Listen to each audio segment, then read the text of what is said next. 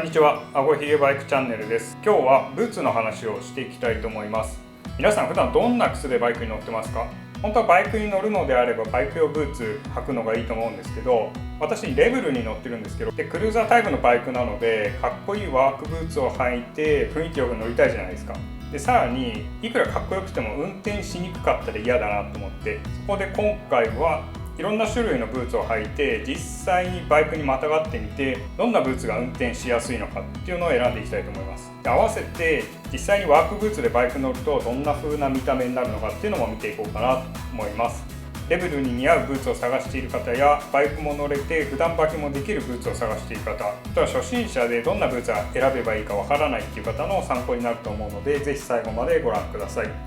ちなみにワークブーツでバイクに乗ることを推奨しているわけではないので、そこのところをご理解ください。では早速一つずつ見ていきたいと思います。まず1つ目ですね。1つ目がブランドストーンっていうメーカーのサイド側ブーツになってます。型番が550ですね。オーストラリアのブランドです。で重さが 450g でトゥーの厚み、この厚みが5センチでした。でヒールの高さがこれ内側が1センチですね。でかかとの部分がだいたい 2.5 センチぐらいです。ソールの幅がだいたい11センチぐらいかな。結構ねスニーカーに近い感覚です。で軽くて足首が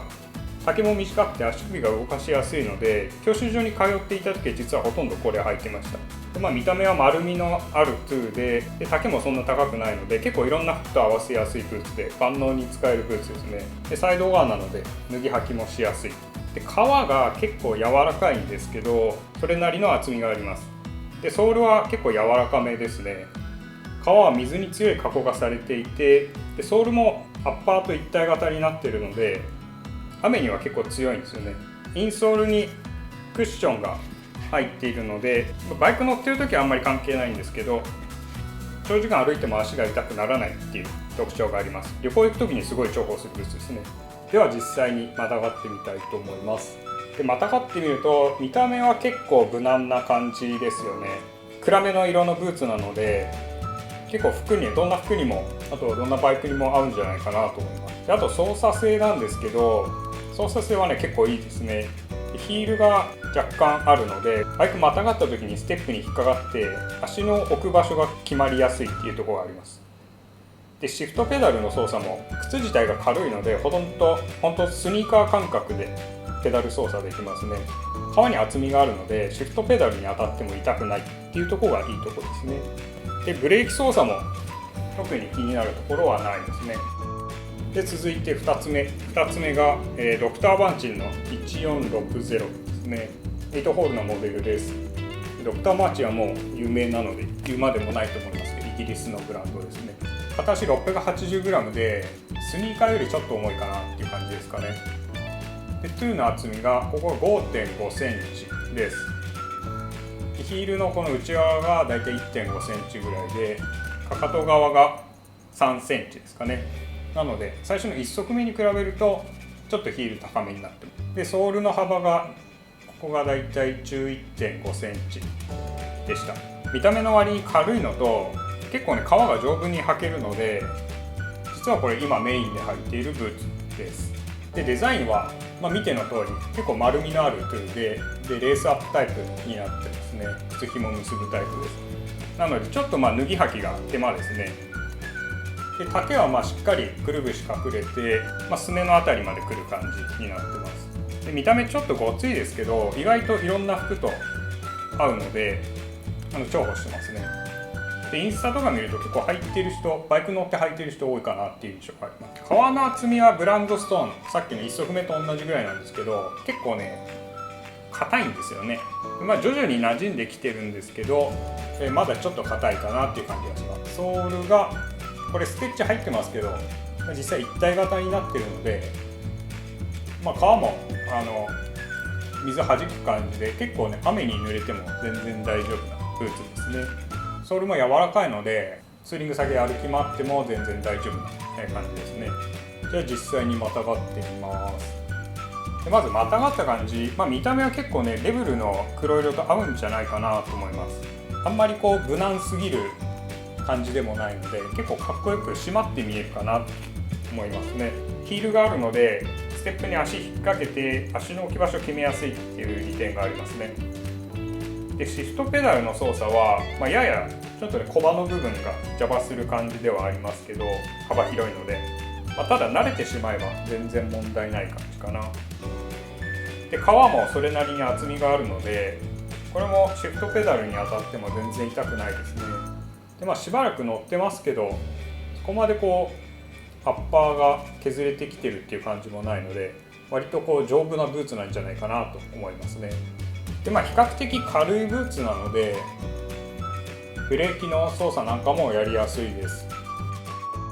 続いて3足目ですね。これがレッドウィングのペコスブーツです。でもレッドウィングといえば、日本ではもうワークブーツのシンボルみたいな超メジャーブランドですね。アメリカのブランドです。でこれ重さが 770g でマーチンよりまた若干重いかなっていうぐらいですかね。でここのトゥーの厚みが5センチで、ヒールの高さが、かかとが 2.5 センチですね。でこれでフラットなソールになってます。でアウトソールの幅が 10.5 センチで、こうですね、幅が 10.5 センチで結構狭めかなと思います。教習所通い始めた最初の頃はこれずっと履いてましたね。で脱ぎ履きしやすくて好きなんですけど、今はバイク乗る時っていうよりかはなんか庭いじりの時に履いているブーツになります。シャフトが太いので基本ブーツインで履いてます。で革はね結構厚みがあって、多分前の2足に比べると結構厚いんじゃないかなと思います。かなりしっかりしている感じはありますね。でオイルドレザーなので濡れると水は染みてくるんですけど、多少の雨だったら全然大丈夫ですね。さすがに土砂降りになるとね中まで染み込んできちゃうんですけど、でソールはちょっと硬めになってます。じゃあ実際またがってみます。で見た目は個人的には結構アメリカンらしいかなと思います。悪くないですね。ただね、操作性なんですけど、ヒールがないのでまたがった時にねステップに置く位置がバシッと決まらない感じがあるんですよね。でシフトペダルの操作は全然問題ないんですけど、かかとがステップに引っかからないのでちょっとね安定しないかなっていう、なんかね滑ってしまう感じがありますね。で革は厚みあるのでシフトペダルに当たっても全然痛くないです。ブレーキの操作も全然問題ないですね。じゃあ続いて4足目です。これがホワイツのスモークジャンパーっていうブーツですね。でこれもアメリカのブーツでかなりごついブーツですね。で重さがこれ片足だけで 1kg、1030g ありました。でね結構ごつく見えるんですけど、トゥーは意外とそんなに分厚くなくて、ここで 5.5 センチなのでマーチンと同じぐらいですね。でヒールがねこれちょっと特徴的で、ヒールがこの部分がねちょっとね盛り上がってるんですけど、この外側が 2.3 センチで内側の一番浅い部分で 1.5 センチありました。でかかとの部分が、高さが 3.5 センチでしたね。で幅が 11.5 センチ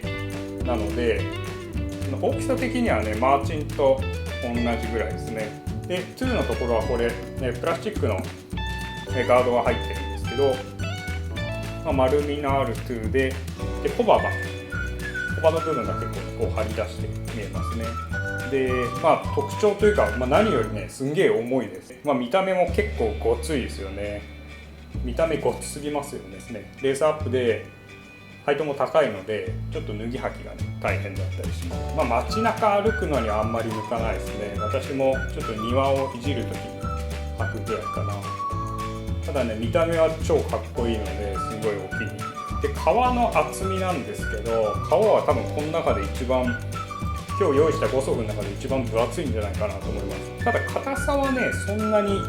ガチガチに硬いわけじゃなくて、レッドウィングよりちょっと硬いかなぐらいですね。でオイルドレザーで、これも濡らすと革に染みてはくるんですけど、水染みてはくるんですけど、分厚いので全然中まで水入ってくるっていうことは今までなかったですね。でソールは、これビブラムソールがついていて結構ね硬めです。でミッドソールがもう革で、こんだけ分厚いので結構ねあんまり柔軟性がないソールですね。では実際にまたがってみます。まず見た目なんですけど、ごっついですよね。でなんかブーツがちょっと浮いて見える感じもしますけど、これはねすごいかっこいいのでお気に入りです。見た目は個人的には一番好きですね。で続いて操作性なんですけど、これもヒールがあるのでステップの位置決まるかなと思ってましたけど、ちょっとねさっき紹介した通り裏の部分が平らじゃないので引っかかりはするんですけど、ちょっとね安定しないですね。左右に揺れちゃう感じがあります。でシフト操作もちょっと慣れが必要かなと思いますね。シフトアップの時にね足をペダルに入れにくい感じがあるんですよね。でソールが硬いからなんだと思うんですけど、ちょっとねペダル踏んでる感じがあんまり足に伝わってこないんですね。なのでブレーキも同じですね。でブーツ自体も重いのでなんかね自分の重さで踏んでるのか勝手に踏まれてるのかよくわかんない感じがします。3つ目がアンダーソン・ビーンっていうメーカーのローパーブーツですね。アメリカのブーツです。でリオス・オブ・メルセデスっていう、有名なウエスタンブーツのメーカーがあるんですけど、そこのセカンドラインになるんですかね。で重さが、見た目とは裏腹に 650g で、結構軽いです。マーチンと同じぐらいですね。でここのトゥーの厚みが5センチですね。やや薄めになってます。でヒールの高さが、ここの外側の部分で 1.7 センチ、これもちょっと内側こんもりしてて、この一番浅いところで 1.3 センチくらいですね。でかかとの部分が3.5 センチになってます。で幅がね 11.5 センチで、なのでこれもねちょっとマーチンと、同じぐらいの大きさですかね。小刃が結構張り出してますよね。でデザイン自体はハイトが結構高いっていうのが特徴ですかね。で皮が多分ねこの中だとね一番薄いんじゃないですかね。でかなりね柔らかいです。ぐにゃぐにゃ曲がる感じで、見た目以上に結構軽いので街中歩く分にはね全然問題ないですね。履きやすいブーツです。でソールがこれが、クレープソールなのかな、スポンジみたいなソールになってますね。はい、じゃあ実際またがってみます。で見た目は結構悪くないかなと思いますね。アメリカンに意外と合うんじゃないかなと思います。シャフトがそんなに太くはないので、今ブーツインで履いてますけど、裾がスキニーとかじゃなければ普通にブーツアウトでも履けるブーツだと思いますね。で操作性なんですけど、ブーツ自体軽いので結構足は動かしやすいです。ただねソールがスポンジだからなのかな、ちょっとねふかふかしてる感じがして、ちょっとペダル操作してる感じはつかみにくいかなって気がしますね。これ決定的なのがさっき言った通り皮が薄いので、シフト操作するとき、シフトアップするときにねペダルがね痛いんですよね。足の甲に当たって痛くて、なので実はこのブーツも1回ぐらいしかまだ履いてないですね。はい、5つブーツを紹介してみました。でまとめると、運転しやすいバイクの特徴としては、まずブーツ自体が軽いっていうところですね。これ重いと、ホワイツが特にそうだったんですけど、ペダル操作している感覚があんまりない、伝わってこないので、ブーツは軽い方がいいんじゃないかなと思います。2つ目はヒールがあった方がいいんですけど、ただあんまり高すぎると良くないっていうところですね。ヒールある方がステップに足の位置決めやすいので、さっと足を置いた時に引っ掛けやすいっていうメリットがありますよね。ただねあんま高すぎると今度シフト操作する時に突っかかってる感じがするのでちょっと嫌だなって思いました。なのでマーチンが結構ねヒールの高さとしてはちょうどいいんじゃないかなと思います。はい、で3つ目は皮の厚さですけど、これはほどほどに厚い方がいいですね。やっぱねシフトアップする時に甲の部分に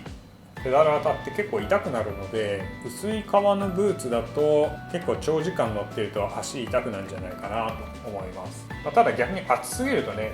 操作感がちょっとよくわからないというところもあるので、薄いブーツでシフトガードをつけるっていうのもありかなと思いますね。で一番運転しやすかったのはブランドストーンですね。これほとんどスニーカーに近い感覚で履けたので、ブランドストーンおすすめです。でアッパーも傷つきにくいので結構ねおすすめですね。はい、ということで、今後もこういったギア紹介なんかもしていくので、気になる方はチャンネル登録をお願いします。最後までご視聴いただきありがとうございました。また次回の動画でお会いしましょう。バイバーイ。